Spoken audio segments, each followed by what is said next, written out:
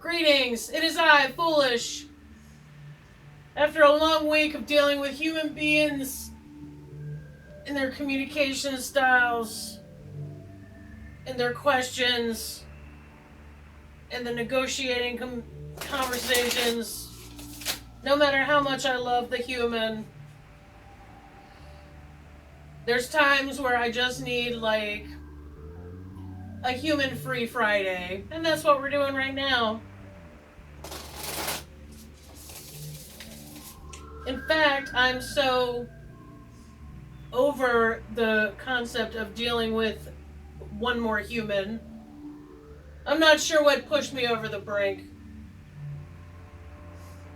Was it the repeated phone calls from a handyman service where I kept having to return their phone calls and play phone tag, only to have them tell me that they're going to call me next week and schedule us for, I don't know, handyman services or what have yous.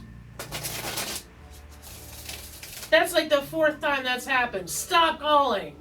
Stop calling. Stop making me call you. Stop leaving me voicemails.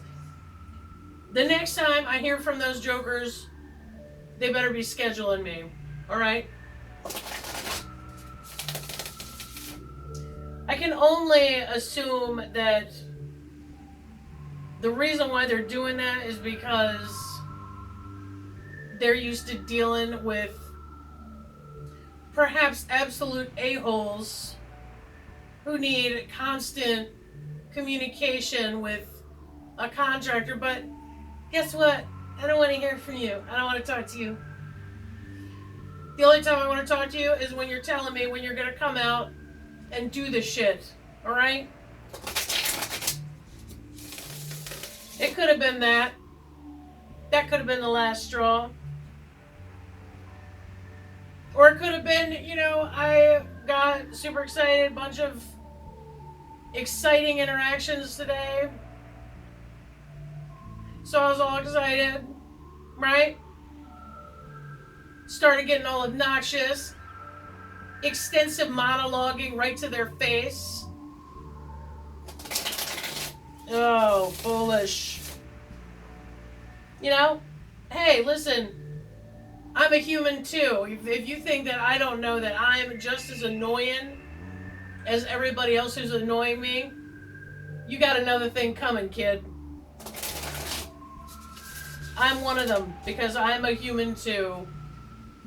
Humans are just built to aggravate the living piss out of each other. It's what we do.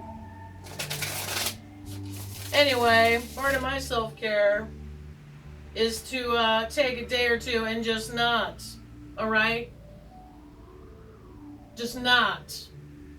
Not deal with any people.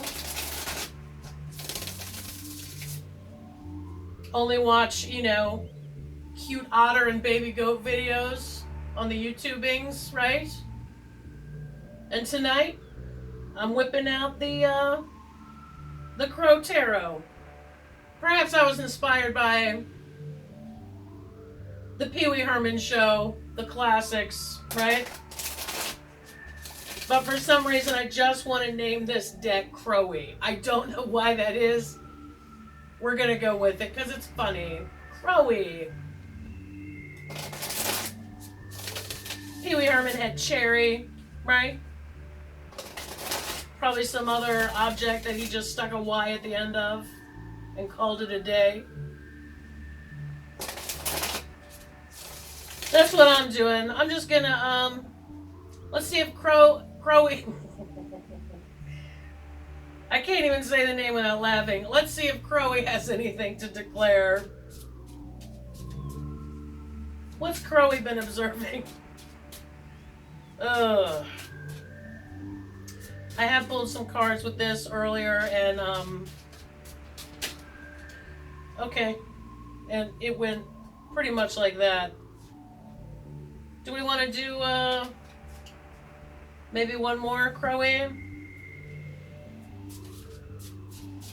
We're never going to get through this video, guys. Just settle in. We're in for a long night. No, there's too many. However, for some reason, I think it's this one. Alrighty. High Priestess reversed, King of Pentacles, the Emperor, Ace of Pence, and Seven of Wands. It's funny. I got this deck, and then another deck, which is also not people-y in the very least at all. Like, no trace of a people anywhere. And they both, I was just doing some quick pulls just to see, if they were pop-outable or what have yous. Both of the decks gave me the Ten of Swords.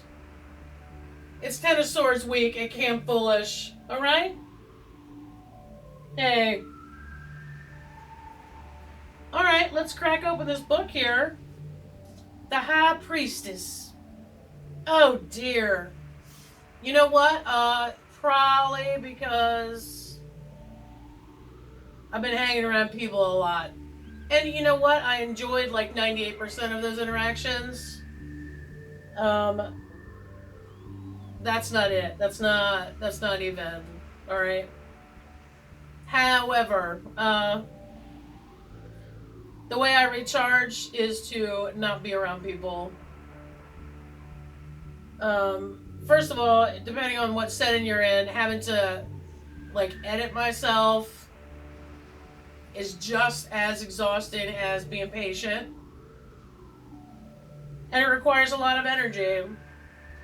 Normally I don't advocate for a lot of self-editing or suppression or whatever, but hey, when you're dealing with other people, there's a thing I like to call the code of conduct, and a lot of times that doesn't involve me saying whatever the hell I want to. If the High Priestess appears reversed, which it did, it is a message that your connection with your inner self has been lost. As a result, the High Priestess is unable to communicate the information you need to make a wise decision. She strongly urges you to take time for yourself. Does she now? Weird. And to allow for communication to come to you through the quietness of spirit. Be still, right? Her message is to pay attention. There's magic in this world. You only need to allow yourself to experience it. Well, I think the way that's going to happen is if I just, take myself out of the game for a couple days. Recharge.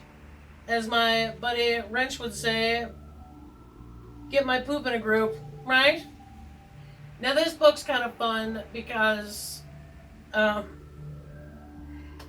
it starts with King and works its way down to Ace. So when you're flipping through it, it's kind of keeps you on your toes if you're used to going in ascendant order. This is descendant order. And for some reason, this is making me think of Aleister Crowley. And I was on a live stream a few weeks ago, and it was Damien Eccles, and he was talking about how Aleister Crowley was a dick because to get to that level of individual, generally you're not a nice person. You don't need to be nice, right? You're tapped into something completely different. And a lot of people they thought he was a dick. And I was like, are you telling me that Crowley was a-holy? Nobody laughed. It would be hard for life to get any better for this King Crow. That's why I was thinking about it. His savvy skills earn him an abundance of riches, and he lives a most luxurious lifestyle. The Pentacles is not about money all the time. Could be health, could be resources, could be relationships, could be, just stuff you can touch, right? Maybe not relationships, maybe resources, that's what I meant to say.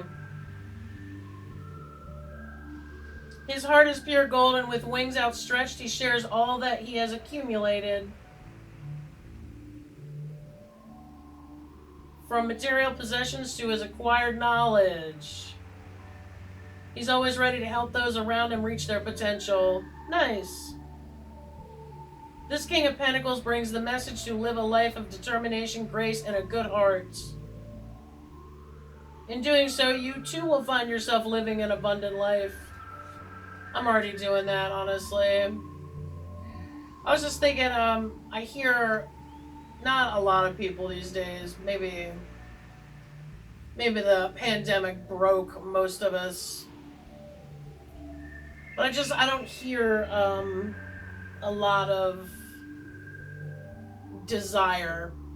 You know? I think it's possible that some people have learned about contentment. I don't care about happy. Contentment to me is like, and that's not complacent, you know. It doesn't mean just because you like what you got doesn't mean you can't get passionate about other things. Perhaps learning a whole new skill that's completely foreign to you, you know. I am pretty content. The Emperor. These pictures, I don't know why they kind of make me laugh. This art is a style that I'm not sure how to describe. Like, I don't know. Maybe you can comment below if you know of it. It's not decoupage. It's like this chair is obviously not sitting on the mountain, you know, obviously. For some reason this art style makes me laugh a lot. And that's a good thing. Emperor represents masculine father energy. Emperor brings a solid foundation of order and rules that provide security and stability. Emperor's energy brings order to chaos. He is not a dictator nor a taskmaster. He is, however, a strong leader who commands devotion through wisdom and integrity. Emperor sits on his throne ready to share his knowledge to ensure all around him stay safe. Channel his power in times of uncertainty. Through fearless determination and expertise, it will manifest success. That's actually legit. Don't tell me that Morgan's not going to be doing the surprise Morgan because the Crowy has already done it. Represents a time of clarity and the ability to manifest your desires. I don't really have any, but you know what I do have? I have interests. And I have a purpose. It's not really acquiring material riches or anything. It's putting something out into the world, let's say. Stay focused. The law of attraction is working. Now for me, the law of attraction, every time I see that, I'm just like, what this means to me is if I begin, okay, put forth my best effort, and get about halfway there, somehow something always comes by to swoop down and pick my fat ass up and carry me the rest of the way. When I hear law of attraction, that's what I think of. I don't know if that's even accurate, but in my own personal experience, if you just get started, you're already setting up synchronicity where, because you're focused on something, you hear information or you notice things that you wouldn't normally if you weren't working on this thing, and then that helps propel you forward. Keep a fixed sight on what it is you want to achieve. Yeah, that's basically how I feel. There's a Crow Tarot spread. I kind of feel like maybe we should have done that. Well, guess what? I bought this deck, so it's not going anywhere. This is just a quick little interview session while I'm waiting for my food.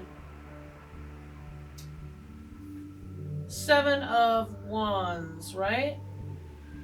Yeah. The Crow, he's playing King of the Hill. Yeah, exactly. Crow tries to defend his territory at the top of the mountain. Approaching crows below are all too eager to knock him down and take his spot. Yeah. This card is a reminder that although you've made it, you must not be complacent, as there will be those who believe your position should be theirs. Bring it. You ain't got the rotator cuffs, kid. The Seven of Wands asks that you remain self-confident and have courage when facing challenges. It won't always be easy at the top, but you've earned the right to be there. You know what's funny? I don't see things at the top. I don't even see things like that at all. Like, I don't see things like a hierarchy, or I'm,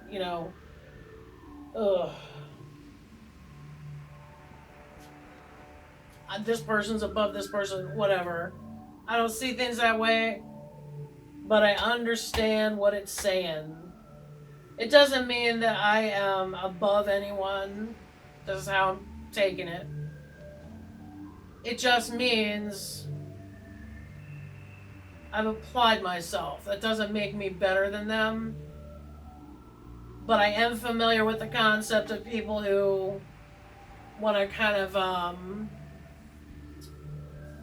I hear people say stuff like, oh, I don't want to be mediocre. And I'm like, well, hold on there.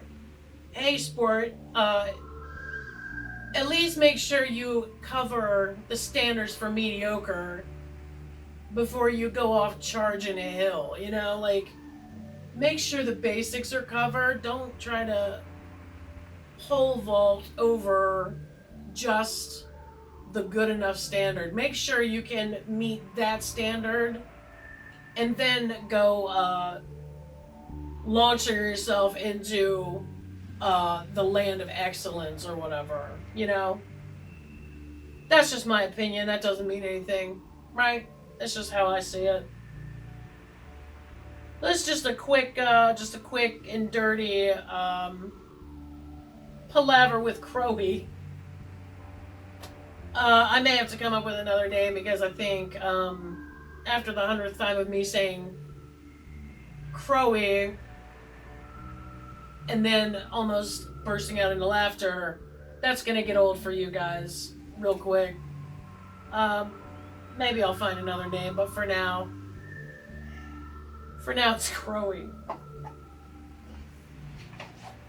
Well, thank you for joining me on this brand new deck breakout, and I will see you another time.